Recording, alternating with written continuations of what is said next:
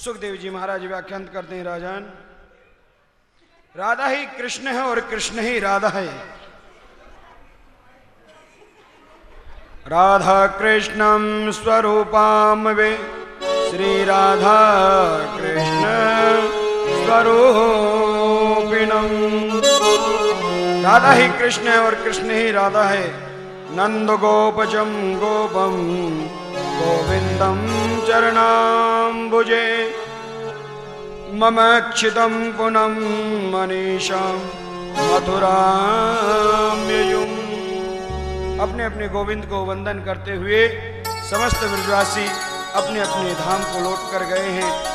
इधर सुखदेव जी महाराज कहते हैं, राजन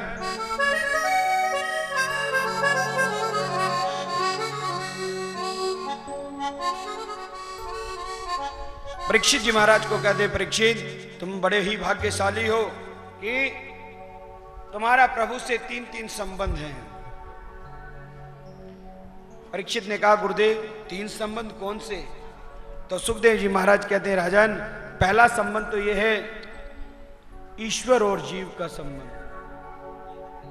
कि पहले तो यह है कि तुम्हें ईश्वर के अंश हो। दूसरा संबंध यह है कि तुम्हारी मां के गर्भ में जाकर भगवान श्री कृष्ण ने तुम्हारी प्राण रक्षा की। तीसरा संबंध यह है कि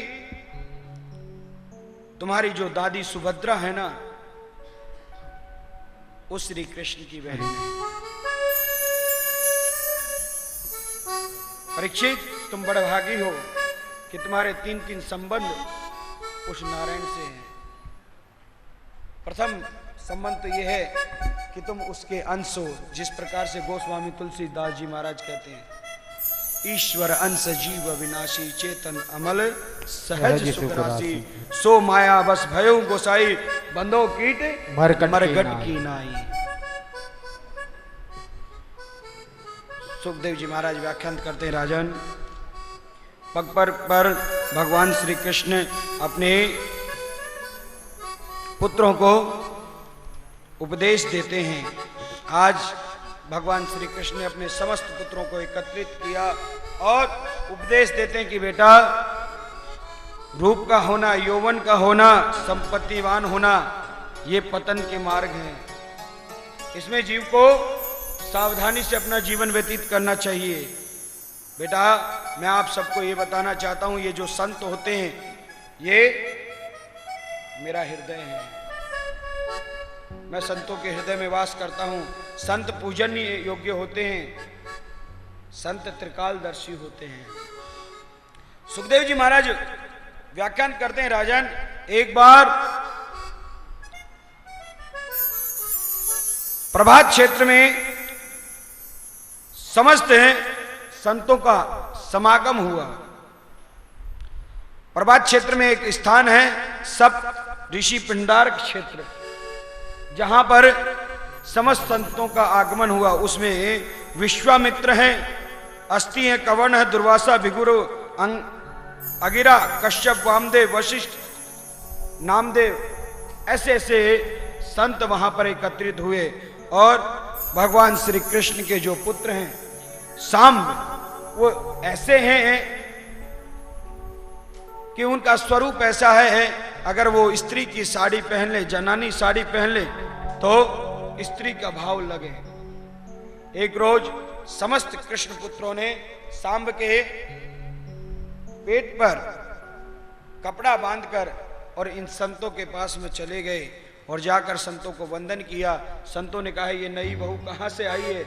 तो कृष्ण पुत्रों ने कहा, महाराज ये नई बहू गर्भवती है, ये पूछना चाहती है कि इसके गर्भ से क्या जन्म लेगा। संतों ने ध्यान लगाया और कहा, अरे दुष्टो, कृष्ण के पुत्र होते हुए संतों का उपहास करते हो, शर्म नहीं आती?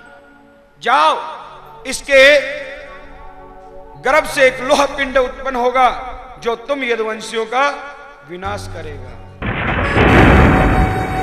संतों ने श्राप दिया। सभी कृष्ण पुत्र भयभीत होकर आए। महल में आकर जैसे ही कपड़ा उतार के देखा तो वहां एक लोह पिंड रखा मिला। उग्रसेन जी महाराज को पता चला। उग्रसेन जी महाराज ने उसी लोह पिंड के टुकड़े टुकड़े करवाकर समुद्र में फेंकवा दिया।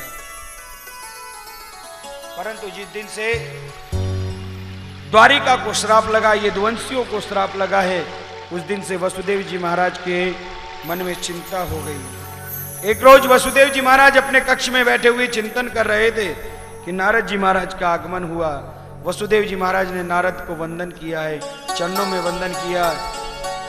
जाके घर पावन भये संत पधारे आज, कि महाराज आप जैसे संतों की कृपा से हमारी कुटिया पावन हो गई। महाराज आपकी बड़ी कृपा है, 4 पहर हो चुके हैं, आ गए हैं, श्वास कब चली जाए कुछ पता नहीं है, इसीलिए आपके चरणों में निवेदन करता हूं कि मेरा मार्गदर्शन करें। नारद जी महाराज ने कहा क्या हुआ वसुदेव जी महाराज? कहा महाराज बस अंतिम क्षण चल रहे हैं, मैं कुछ जानने का जिज्ञासु हूं। और वसुदेव जी महाराज ने प्रश्न किया कि महाराज ये भागवत धर्म क्या है? नारद जी ने कहा राजन जो प्रश्न आपने मुझसे किया है, एक बार यही प्रश्न जनक महाराज ने नव योगेश्वरों से किया था। एक बार जनक महाराज के यहां नव योगेश्वर आए और जनक महाराज ने कहा महाराज एक तो ये कि ये मनुष्य देह दुर्लभ है, दुर्लभो मानुषो देहो देहिनाम क्षण भंगुर है, तत्रापि दुर्लभा मन्य है वैकुंठम प्रिय दर्शनम। कि ये मनुष्य तन दुर्लभ है, परंतु परमात्मा जिस पर बहुत विशेष कृपा करते हैं उसको ये मनुष्य तन देते हैं।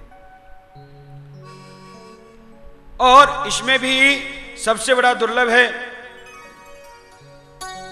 आप जैसों के वैकुंठनाथ भगवान के दर्शन और प्रेमियों का दर्शन करना। प्रभु वैकुंठनाथ के प्रिय प्रेमी संतों का दर्शन करना दुर्लभ है। महाराज मुझे कृपा करके बताएं अनंत कल्याण का मार्ग क्या है, भागवत धर्म की परिभाषा क्या है और भागवत धर्म की उत्पत्ति कहां से हुई? नव योगेश्वर ने बड़े सुंदर प्रश्न किया है। कहा राजन भागवत का अर्थ है ये वेयम भगवतां प्रोक्तया उपायां हात्वलभ्यने अजयं पुषाम विशुः विशुद्ध भागवतयाम ही। आत्मा के कल्याण के लिए परमात्मा ने जो सबसे पहले उपदेश दिया था उसको हम कहते हैं भागवत। भागवत धर्म की परिभाषा उनके लिए 3 धर्म हैं और तीनों उनकी धाराएं हैं। भागवत धर्म का आरंभ होता है विश्वास से, भागवत धर्म का मध्य होता है संबंध से और भागवत धर्म का अंत होता है समर्पण से। कहने का तात्पर्य परमात्मा के प्रति पहले विश्वास करो, परमात्मा के प्रति संबंध बनाओ और परमात्मा के चरणों में समर्पण भाव रखो। यही जीव का कल्याण का मार्ग है। जीवन में जो भी कुछ करो वो परमात्मा को अर्पण कर दो। ये स्वयं नारायण कहते हैं गीता में, अर्जुन को उपदेश करते हैं ना, अर्जुन ये मत करो वो नहीं करो। अर्जुन ने कहा महाराज क्या करें क्या नहीं करें? तो भगवान श्री कृष्ण ने कहा अर्जुन जो भी कुछ करते हो वो मेरे चरणों में अर्पण कर दो और जो भी कुछ देखते हो समझो ये सब मेरी माया है। कायेन वाचा मनसेन्द्रियः, शरीर से वाणी से मन से और इंद्रियों से जो भी कुछ किया जाए वो सब परमात्मा की को समर्पित कर दो और समर्पण तत्व दृष्टि से किया गया कर्म ही भागवत धर्म है। ऐसी परिस्थिति पे जो जीवन व्यापन करता है, भागवत धर्म का अनुशीलन करता है, वो व्यक्ति भागवत कहलाता है। जब तक विश्वास दृढ़ नहीं होगा प्रभु के चरणों में प्रीति हो नहीं पाएगी। विश्वासो फलदायक है। विश्वास भक्ति का सर्वोत्तम फल है। कण कण में परमात्मा को देखते हैं और विश्वास दृढ़ करें कि परमात्मा सदैव हमारे साथ है। इस भावना से की जाने वाली भक्ति श्रेष्ठ है। अगर जो प्रभु पर विश्वास नहीं करे, मेरे प्रभु उसकी सहाय नहीं करते हैं। द्रौपदी की भरी सभा में जब साड़ी दुष्ट दुशासन चीर हरण कर रहा था, तो द्रौपदी ने विश्वास प्रभु पर नहीं किया। प्रथम विश्वास किया अपने पतियों पर, परंतु मन में विचार किए समाज पर विश्वास किया। द्रौपदी ने पहले सोचा क्यों बुलाऊं उस गोपाल को, मेरे 5 पति हैं। फिर ख्याल आया पतियों ने तो दाव पर लगाया है। फिर कहा पितामह भीष्म मेरी लज्जा बचाएंगे और मैं पांडु पौत्र वधू हूं, मुझे कौन भरी सभा में नग्न कर सकता है। परंतु जब संसार में विश्वास किया और उसका प्रतिफल नहीं मिला, तो अंत तो गत्वा प्रभु के चरणों में